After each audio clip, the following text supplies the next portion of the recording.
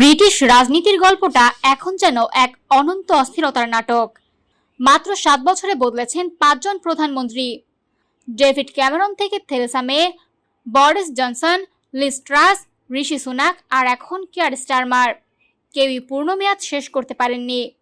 একই সময়ে পাল্টেছে 7 জন পররাষ্ট্রমন্ত্রী, 6 জন অর্থমন্ত্রী এবং 4 জন ক্যাবিনেট সেক্রেটারি। এমন পরিস্থিতিতে অনেকেই মজা করে বলেন, ডাইনিং স্ট্রিটের সবচেয়ে স্থায়ী বাসিন্দা হয়তো এখন সেই বিখ্যাত বিড়াল ল্যারি।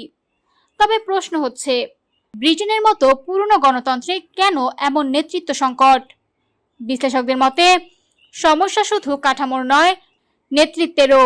ইনস্টিটিউট ফর গভর্নমেন্টের প্রধান নির্বাহী হানা হোয়াইট বলেছেন, ব্রিটেন অশাসনযোগ্য হয়ে যায়নি, কিন্তু একের পর এক সংকটে রাজনৈতিক দলগুলো শক্ত নেতৃত্ব দিতে ব্যর্থ হয়েছে।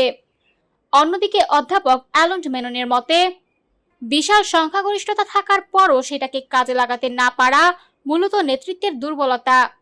এর সঙ্গে নতুন চাপ তৈরি করেছে সোশ্যাল মিডিয়া।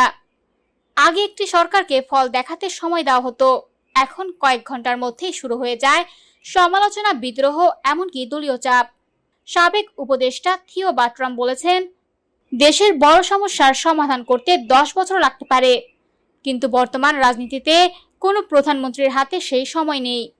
এদিকে সাবেক প্রধানমন্ত্রী জন মেজর মনে করেন, আজকের নেতারা জনগণকে কঠিন সত্য বলতে ভয় পান, অথচ রাজনীতির বড় অংশই হলো কখন না বলতে হবে সেটা জানা। ইতিহাসবিদ স্যার অ্যান্থনি সেলডনের মতে, সাম্প্রতিক অনেক নেতা ক্ষমতায় এসেছেন পর্যাপ্ত রাজনৈতিক দক্ষতা ছাড়াই। আর সবচেয়ে বড় সমস্যা, তারা অভিজ্ঞদের পরামর্শ নিতেও অনাগ্রহী ছিলেন।